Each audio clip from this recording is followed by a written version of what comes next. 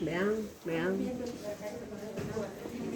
Digamos, ahorita yo por fines demostrativos lo voy a hacer en decúbito supino, ¿verdad? Hagamos de cuenta que el paciente tiene una tendinitis del mango rotador. Eso sí, si yo pienso en el en el tendón del mango rotador, pues entonces yo sé que vamos a estar ubicados, anatómicamente hablando, vamos a estar ubicados tanto en el troquín como en el troquíter.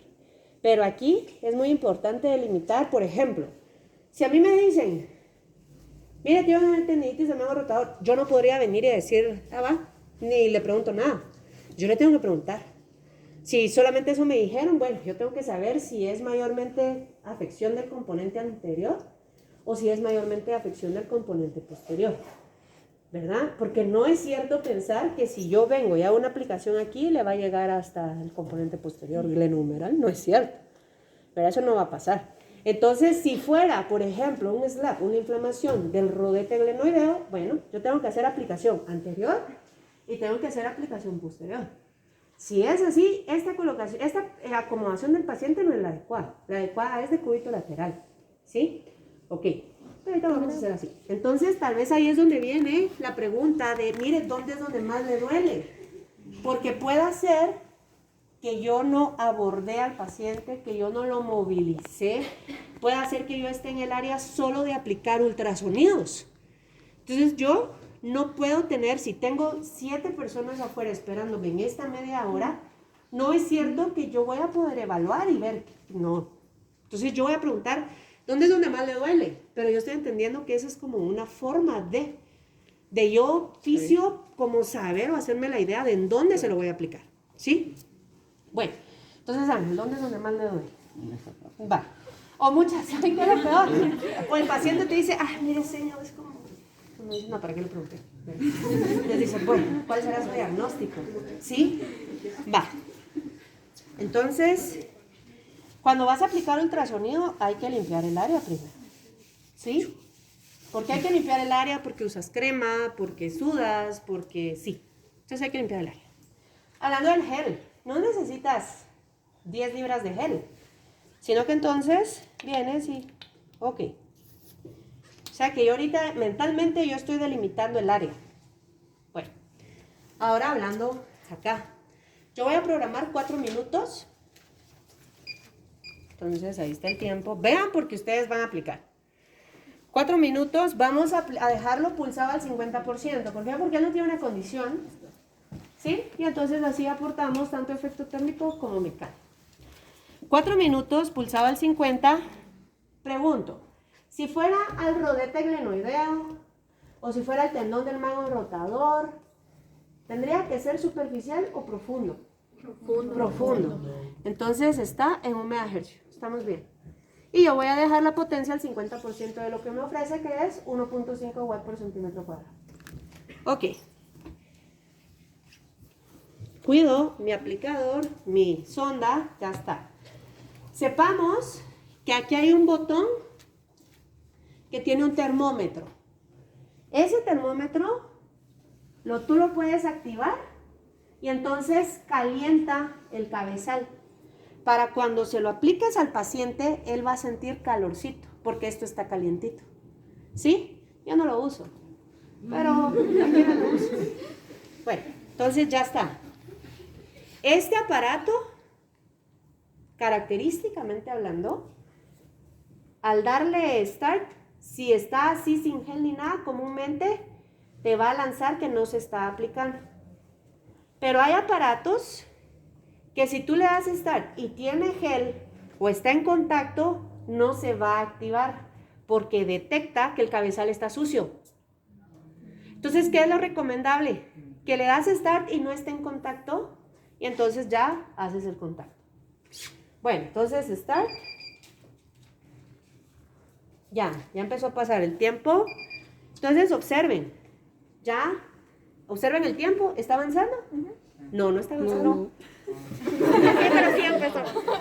Empezó, pero detectó que no tiene contacto.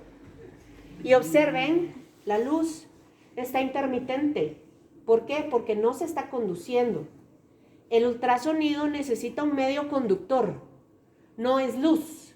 No es como el láser. El láser no necesita un medio conductor. El láser se conduce en el aire, el ultrasonido no.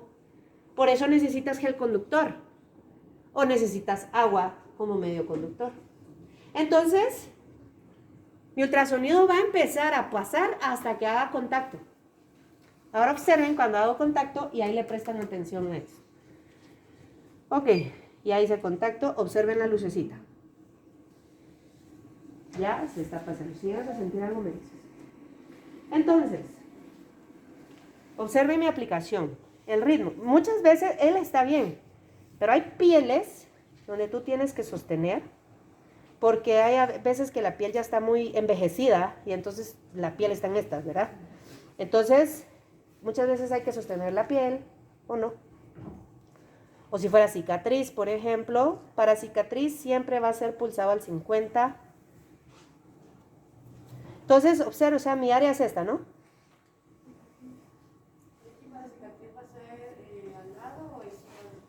Encima, y es para favorecer el movimiento browniano.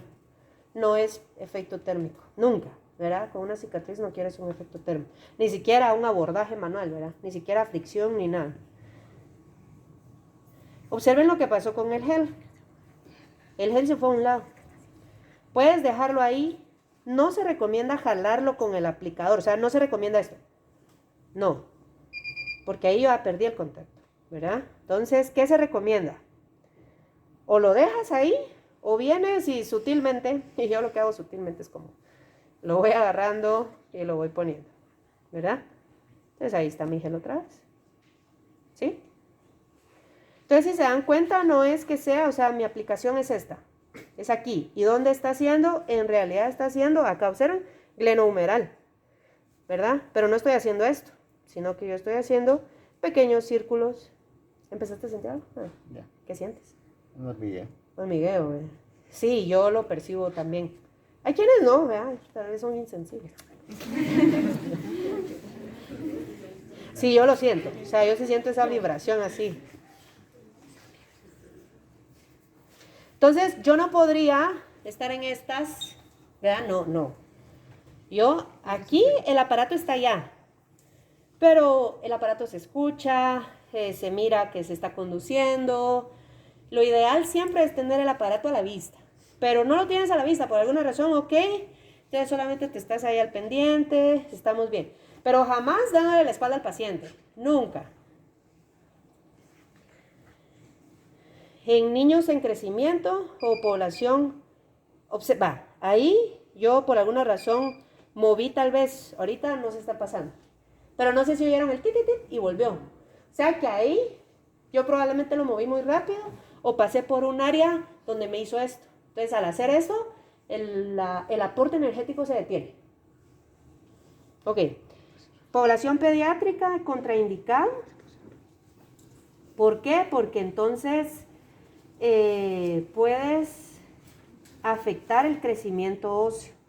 Sin embargo, si por alguna razón o sí tienes que aplicar el ultrasonido, entonces se lo dices al familiar, a la mamá, al encargado, le explicas por qué es que hay que hacerlo y le explicas lo que puede suceder, pero le aseguras que tú vas a hacer la aplicación lo más lejos a los centros de osificación. Se recuerdan que en anatomía se mencionan los centros de osificación en dónde están.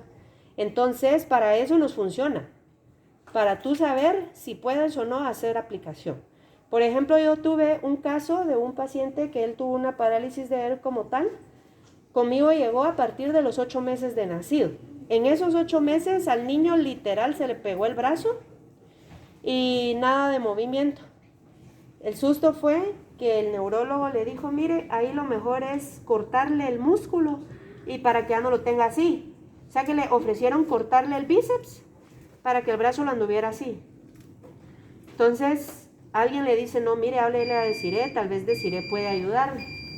Él fue mi paciente hasta los 6 años de edad, o sea, fue de los 8 meses hasta los 6. Y necesitamos ultrasonido. Entonces, él cuando tenía 11 meses, yo apliqué ultrasonido en el bíceps braquial, porque el niño estaba en estas. Entonces empecé a trabajarlo y a los 2 meses de estarlo trabajando, tengo que aplicar ultrasonido.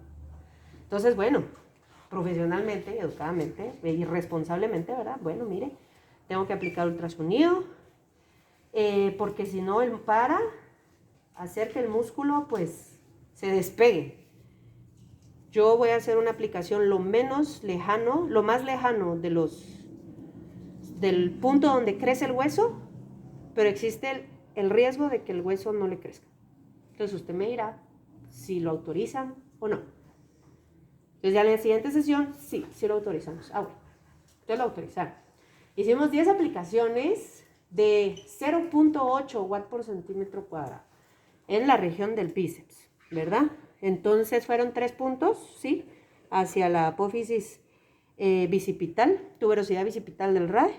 Y entonces el niño literal se le despegó, o sea, se recuperó la elasticidad del bíceps braquial. Cuando el niño entró al colegio, bueno, y estaba tan mal que él se le tuvo que amarrar el otro brazo porque su cerebro no reconocía su brazo izquierdo, no lo reconocía. O sea, no se lo movilizaron nunca y hacía fisioterapia, nunca nada. Entonces al niño, el cerebro, es lo que pasa con el amputado. Lo amputan, pero el cerebro reconoce el miembro amputado, porque no se lo amputaron del cerebro, se lo amputaron físicamente hablando. Entonces, ¿cómo reeducas al cerebro que ya no tiene pierna? ¿Verdad? Lo mismo de aquí. Entonces, bueno, amarremos el brazo. Entonces, el pobre niño con el brazo amarrado 3 meses para que el cerebro reconociera el brazo. Ya cuando entró al colegio, nadie sabía que el niño tenía esa condición. Entonces, nuestro aporte energético responsablemente es muy bueno. ¿Sentiste algo? Hormigueo. Hormigueo. Bueno, dudas o comentarios y apliquen pues. Solo eso.